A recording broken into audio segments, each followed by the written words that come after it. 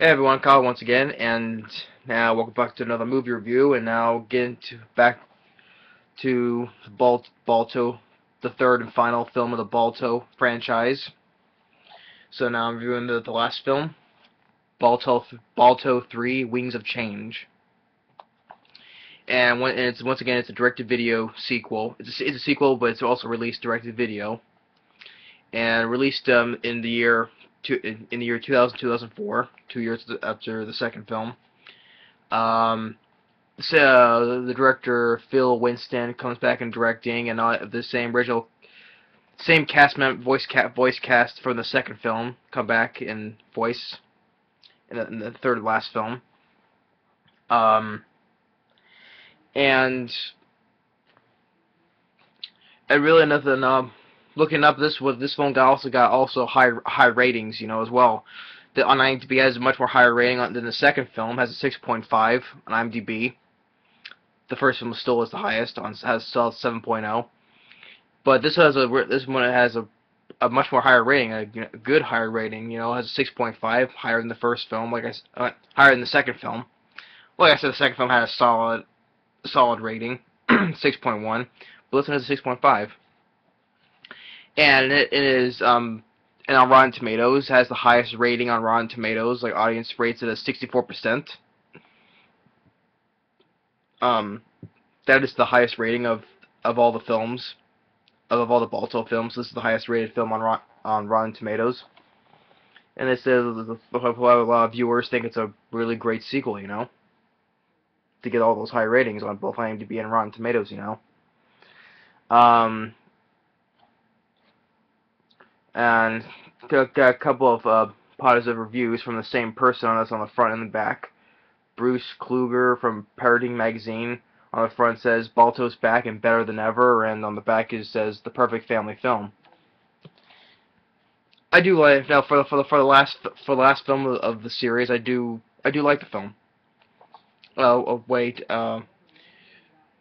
Although I felt personal part of me felt like I could see more sequels. Because this is released by Universal. And you also got like a multi-million-dollar franchise from Universal that is the Land Before Time franchise. Has they got 13 with yeah 13 they got 13 films. And a miniseries. But I don't see, but I definitely don't see Balto getting that many sequels. I could at least would like to see at least one or two more. But that's just me though. But because I like Balto. I don't think, like I said before, Balto's a character. I don't think it's a lot of people don't animated character that a lot of people just don't talk about it that much. From my personal view. But I do enjoy Balto 3: Wings of Change. Um, so getting into the story, that and when it shows that like it didn't do in the second film, it showed the year. It still takes place. It still takes in Nome, Alaska, and this time it says year 1928, so it's 3 years after the first film. And unlike the second film, it didn't show what year it was, so obviously it had been between 1926 or 27, because the first one was 1925, this one was 1928, so. But so it takes place there, and you have to get one of Balto's pups or children, Cody, and who likes his job working working for the U.S. mail, all this team of sled dogs, getting the mail from one point to the other one town to the other, including the hometown of Nome. And Balto is with Jenna, who's like waiting to see this big thing, which they don't know about, which is, of course, they didn't know. First, they didn't know what it was, but it's this airplane right here, and by its pilot named Duke. So they're like, wow, what is that? How could it flies very fast and it's very loud, And Balto he wished it to fly on it, And so, like Cody is with his own team of dogs. Like one of the dogs is really enough. Well, first off, Cody is voiced by Sean Astin, who course appeared in the Lord of the Rings trilogy, and of course he played in the Goonies, and recently he voices Raphael in the 2012 Teenage Mutant Ninja Turtles series, which I've grown to liking. You know, I do have all the series there, including the new one, all season 1 and 2. You know, so I'm looking forward to getting season 3. So he voices Raphael, you know, and I've grown to liking that show. So, and I do like him in the Goonies, although I'm not a big fan. I'm not a big fan of the Lord of the Rings films, though. But he's mostly famous for those as well, you know. So he voices Cody. Okay, that's another good voice cast, and he does fine as Cody. And you get another one of his sled team dogs friends, you know, by the name of Kirby, and it's voiced by Carl Weathers. Carl Weathers, you know, from Predator, and Happy Gilmore, you know. So I was looking. So you got a couple more good voice actors in this. So they're getting the mail. Like I say, Cody, he's with his team of dogs delivering the mail, you know, and Balto is fascinated by this plane. And while this is going on, Boris, the goose, he meets a female goose by the name of Stella, and this female goose, Stella, she's taken to a liking to Boris a lot, you know. He's like calling him like a handsome goose and all that, you know, and she really likes him, and Boris really was going to liking her as well, you know. And but the only problem is though, she wants to fly up with him, you know, but he goes to Balto and tells him he can fly, but he can't because he's afraid of heights. So Balto tries ways to help him fly up more higher. Well, he fly up more higher, which one scene like when I actually thought was pretty funny. You know, like when he tries to get over it, make his fear of heights. Like for instance, he puts a flour sack over his head. You know, he can fly though, but he can't see where he's going, so he runs into a tree. Or at one point, just fly up and close his eyes, and when he opens up to look, he looks down, and he gets frightened and falls down. Or he just prefers, or really shows like he like to fly just very low, you know, to the ground, you know. So, but there's a conversation because there's also a couple dogs that's also in the town. They hear that they want Duke to take a test on delivering the mail, you know, and all the dogs get together, you know. They're worried that they'll put the sled team dogs out of jobs, you know, and Cody doesn't like that, so they decided they're going to have a race, so which team wins will deliver the mail, the plane versus the dogs, and they all get Balto to join in because he's the fastest dog, and they know he was a hero from the mention. Which is another thing, because they mentioned events from the first film, which the second film ignored though, but it was nice. It was nice to see to hear the mention of the first one, which the second film didn't mention though. Like when because they want Balto to help lead the race, and when Balto visits the plane again, the pilot Duke, that's when he tells that's Balto. He's Balto, and he tells that what happened in the events of the first one, like how he saved all the children from the what was that? I forget what that type of illness was. Diphtheria, for how the word is pronounced. From that, yeah, about that, you know, saving all the children, how we deliver the medicine, you know. So it's nice they said that they mentioned the first film from that. So, but the next is they're all getting ready to race, you know, and because of course Boris he lies to Stella, thinking he's injured, all that though, but she hears that he lied, and she gets angry at him, and then she chases Boris into one of the mail sacks that's going into the plane, you know. So he's in the sack, and he gets loaded into the plane, and they're getting ready to race. So the race begins, delivering to one from going to the next town called White Mountain, and exchange for new mail and hurry back to the town in order to win. So they get to the halfway points. They exchange mails, but and Boris is still on the plane, and while Balto, Cody, and the team, they think they got ahead, you know, but what they don't know is that the plane the plane hit a tree and it crashes. So, but they don't know what happened, and Boris was on it. So the pilot, Duke, gets knocked out, and Boris manages to climb out of the plane, but he falls, faints, you know.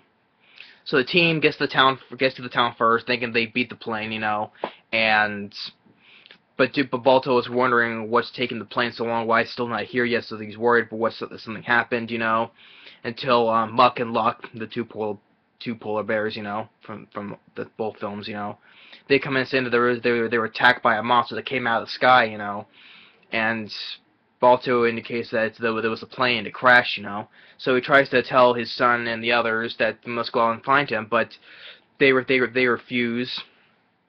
They refuse to help because, you know, because it feels that the plane would have taken away their jobs that they still have, and so Balto sets on his own, and with the Muck and Luck and Stella, who was worried about what happened to Boris, you know, who misses him, you know, tells him that even though he lied, though, she still likes him, you know.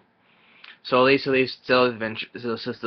out, you know, and Jenna sees that Cody didn't go, and he tells that, you know, she tells him that so you choose to favor your job over a life of a man who's out there probably freezing to death out there, you know. So now Cody feels bad, so he tries to convince his friends to set out there and help, you know. But first his friends they tease the pilot, you know, that, you know, trying to take away their jobs, you know, but pardon me. So meanwhile, while they're out searching for them, you know,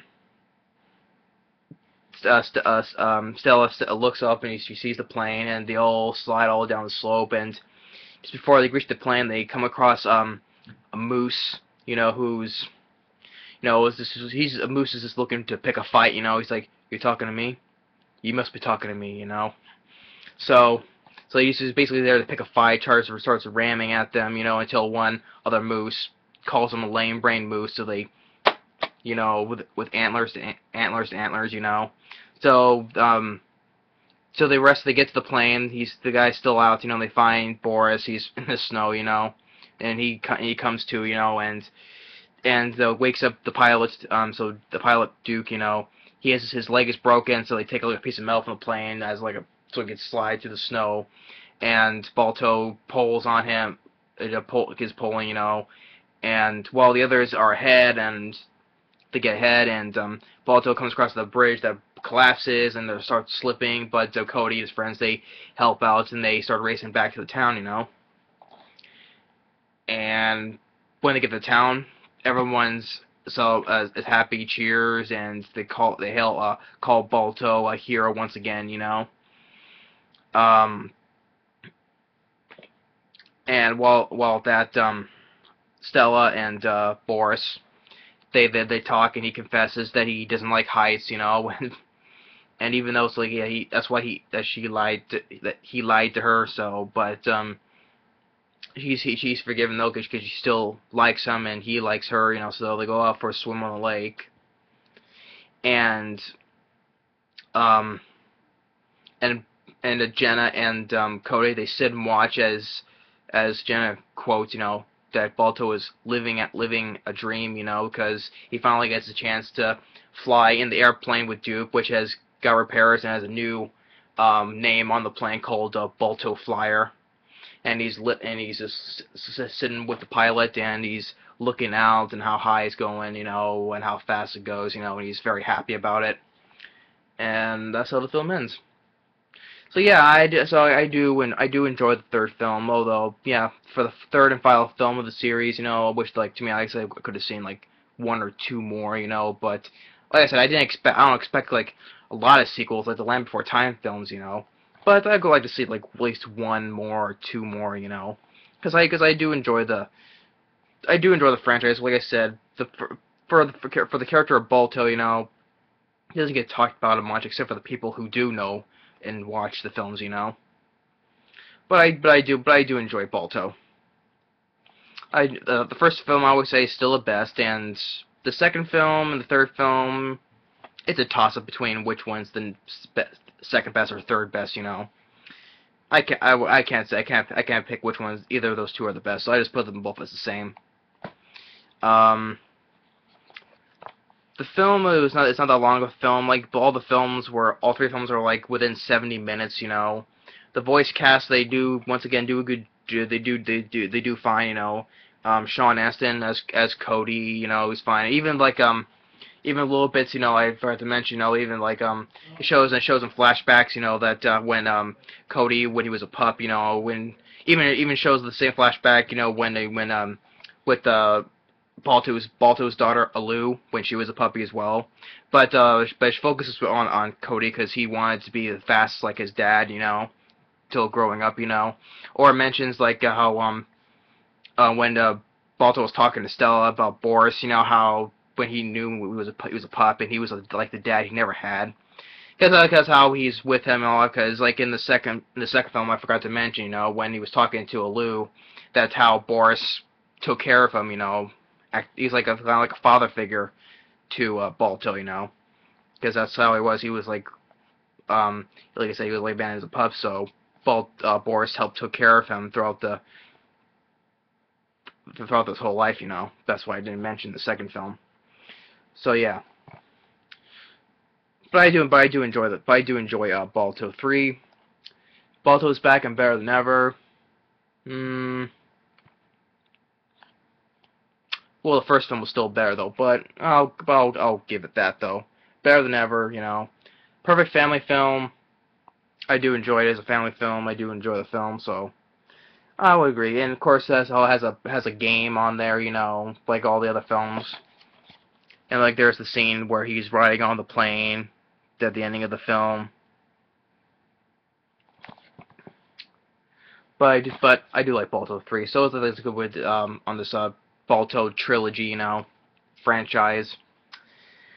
But like I said, I could at least seen like one or two more because I do enjoy all three films. So yeah. But anyway, so that's my and like I said, the high has very high got given very high ratings. You know, as 6.5 on IMDb, and viewers on Rotten Tomatoes give it a 64%. So obviously they like the third film a lot. You know, well more than the second film. But yeah. So that's my review for Balto 3: The Wings of Change, the last film of the franchise, series, or trilogy, however you want to put it. It's worth watching. I would advise, you know, watch the whole trilogy. The whole trilogy is worth watching. But if you don't care for it, you don't care for it. It's your opinions, you know. So yes, but that's the review for Balto 3: Wings of Change. Just get a good look at the DVD. Thanks for watching, and stay tuned on the next movie review. Later.